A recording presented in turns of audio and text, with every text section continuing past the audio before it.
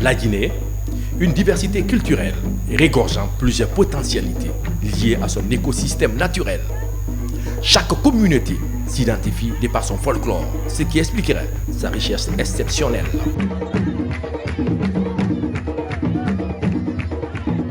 Nos grands-pères, ce qu'ils ont laissé comme héritage, c'est ça, cette culture-là.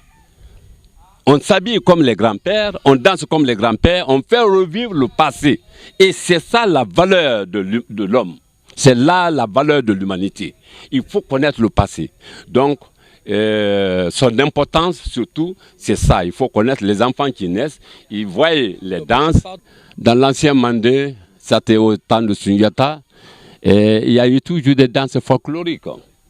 Et à ce moment, on séparait les hommes des femmes. Mais aujourd'hui, on essaie de les regrouper. Le folklore étant l'ensemble des pratiques culturelles comme les croyances, les rites, contes, légendes de nos différentes sociétés africaines.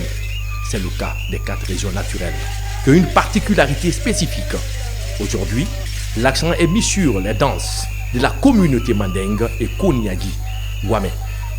La danse Woloton qui marque l'état d'âme de la société, le bonheur et la tristesse.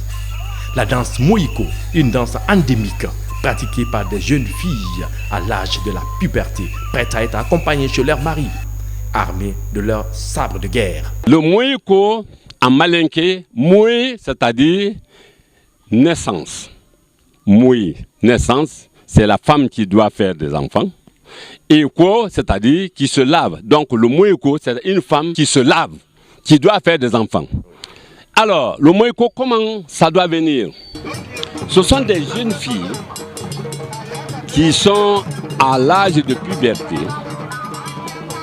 non mariées ou peut-être mariées, qui se regroupent, qui se mettent en transe autrefois. Actuellement, on les habille correctement, mais avant, ce n'était pas l'habit, elles ne sortaient pas nues, mais elles étaient à demi habillées.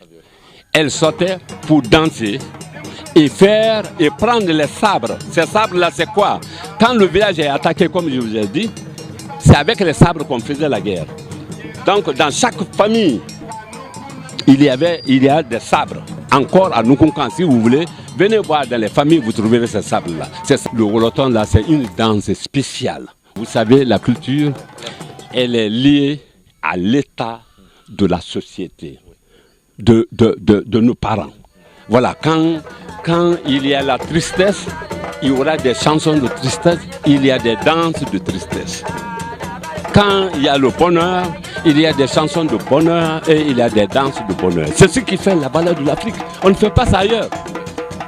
La danse Tchoufagné, une danse de la communauté Koniagi de Yukunkun dans Kundara.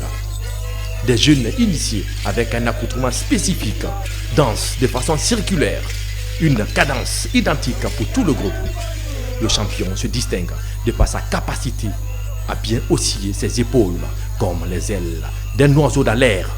Tchoufagné, cette danse est exécutée par les jeunes qui viennent de passer le cap, c'est-à-dire le cap profane pour aller maintenant au cap d'hommes adultes. C'est une phase d'intégration. Donc c'est la nouveauté des jeunes qu'on vient d'initier, qui sont libérés, qui sont intégrés à la communauté des hommes. Leur danse, qui s'appelle Tchoufagné, sa façon de s'exécuter se remarque par la façon de remuer les épaules et les bras. La danse Tchoufagné s'exécute, vous regardez des pieds jusqu'à la tête, on fait ça, comme ça, comme ça. Vous voyez le style? Mais le pied comme si on veut s'envoler là. Et leur danse, au lieu que ce soit comme ça, c'est une danse d'homme fort.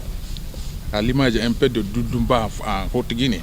Et ils dansent en bondissant. Et vous voyez les bras cette fois-ci.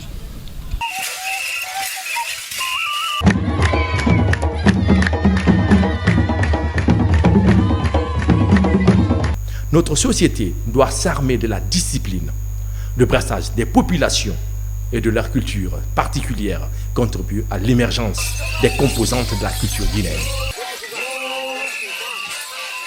Yeah.